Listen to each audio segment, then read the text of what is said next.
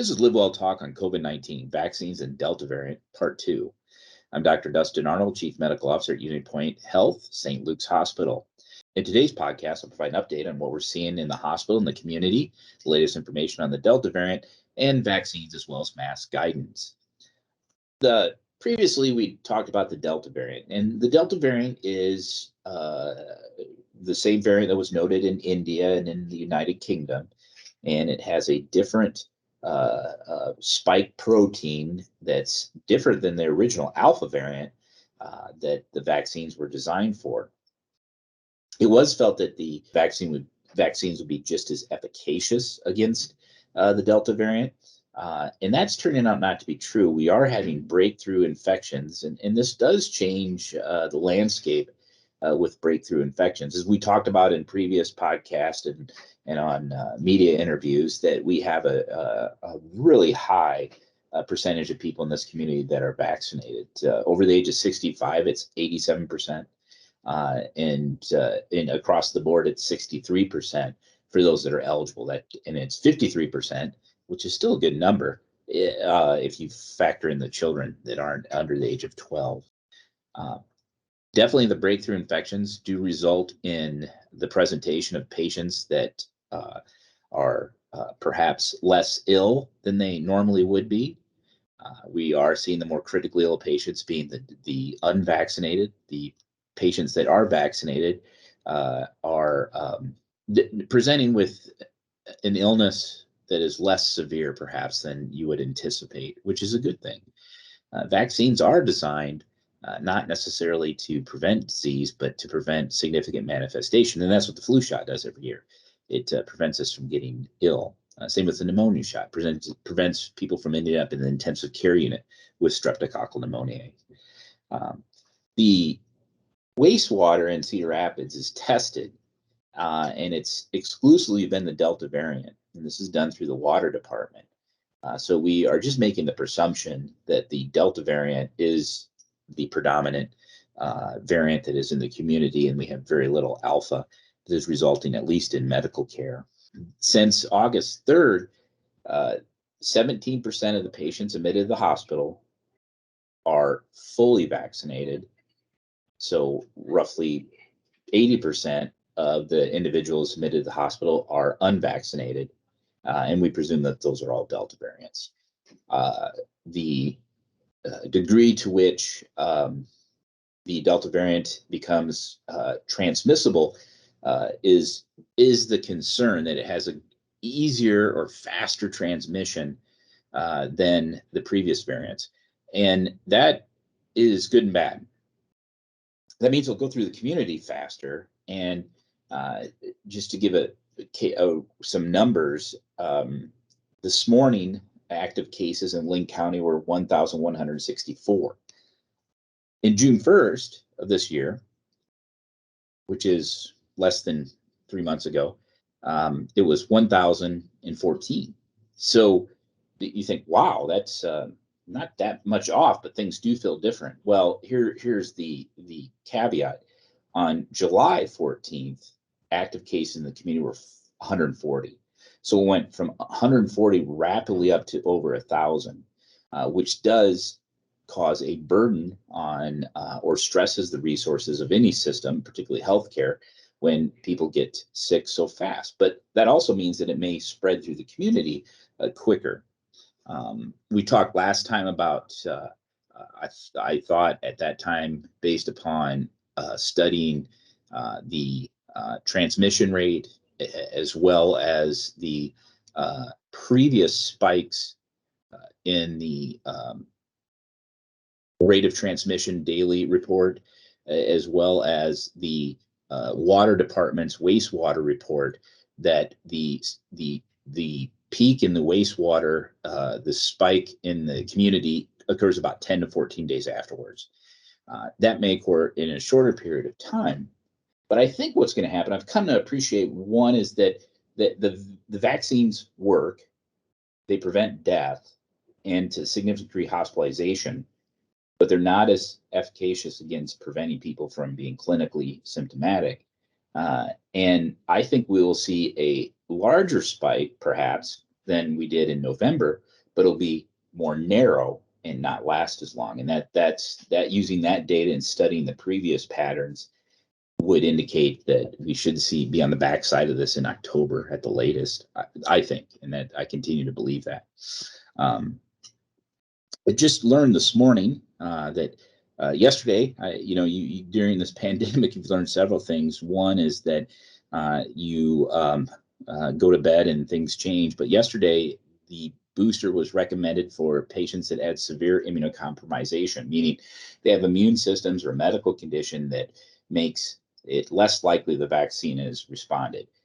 Active chemotherapy, immune deficiencies, dialysis patients.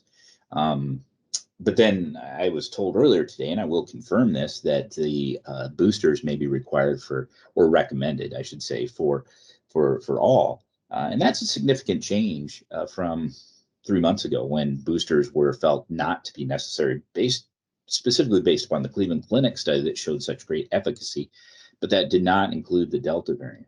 I'm still not sure if generalized across the board boosters will be required. I'm continuing in the camp that I don't think will be a requirement, but it's hard to speculate at this juncture. If it is a booster, it'll probably be a third shot, and the duration from the fully vaccinated state or the second shot, depending on which vaccine you received, is undetermined at this time, and more to come. And perhaps we'll cover that on the next podcast or as soon as we know what's going on. But one thing I did want to address today was vaccine hesitancy. As you may or may not know, UniPoint Health joins over 100 other healthcare systems in mandating that the vaccine be a requirement for employees unless there are exemptions or religious beliefs that prevent one from accepting the vaccine. And I absolutely understand and I respect the patients and the ability to choose. But at the end of the day, the vaccines are safe. That's been demonstrated. Over 4 billion doses delivered in the world is what I've been told, and that is a rather high amount of vaccines with side effects that are real but rare. The vaccines are efficacious in the fact that they do prevent death and significant morbidity, leading to less hospitalizations. And I do believe at the end of the day, after looking at the measurable and unmeasurable factors, that I continue to recommend the vaccine for those that are eligible and it's appropriate to receive. I've learned a couple things during the pandemic, and one of them is that I work with a tremendously dedicated group of people, and I'm very proud of that. I knew that before the pandemic, but it'll just confirm my respect and the integrity that I'm surrounded by on a daily basis, and courage that I'm surrounded by. People that are just simply brave.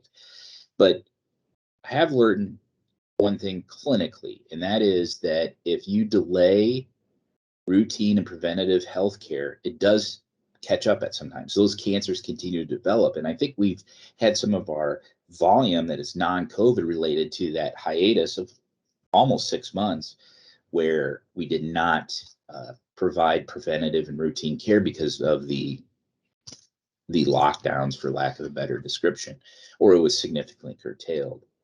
And I think we have to be mindful of that. We have the resources and contingencies. As we said before, previously we were scrambling. Now we have blueprints. We know how to expand and contract our COVID service line. And we know how to provide the critical care, and we do it quite well. We have good pharmacy and support, as well as supplies.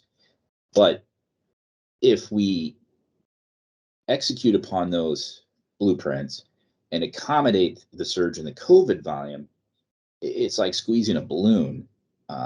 You're going to move concerns from one area to another. And that's where the vaccine comes in. If the vaccine can prevent hospitalization, then it can help alleviate that burden that would fall upon the healthcare system, and preserve the delivery of routine and preventative healthcare. The last item I want to cover on today's podcast is the masking, which has been confusing from the regulatory and health agencies that we rely upon. At this time, it's recommended that fully vaccinated individuals, if they're inside in a highly congested area with poor air ventilation, they should wear a mask. It certainly gives the impression that this somehow has to do with the vaccines not working, and that's not necessarily the concern. The concern is that this Delta virus has such a large inoculum or amount of virus in the upper respiratory tract that it is possible that it could spread in a vaccinated patient to the unvaccinated in the room, particularly if it's a congested area. So I think it's reasonable to wear the mask. Masks are a valuable tool to preventing source control, preventing a person from spreading an illness. Surgeons wear them every day. But the key to mask wearing is that it is put on correctly, it is not touched, and it's worn once. And that is why we have at the hospital through federal regulations, but we certainly embrace this. We think it's a reasonable idea. Is we've recommended that isolation or surgical masks be used, and we will provide those. The cloth mask and the gaiters and the other, lack of a better term, designer mask. Early on in the pandemic, to limit the contagion spread, it was reasonable to do that. But at this juncture, I think they are not indicated, and that has been from healthcare policy entities, i.e. CDC and OSHA, have made that recommendation as well. As I've said before, and I continue to tell myself each day, I know what I do, I know how I do it, but it's times like these I learn why I do it.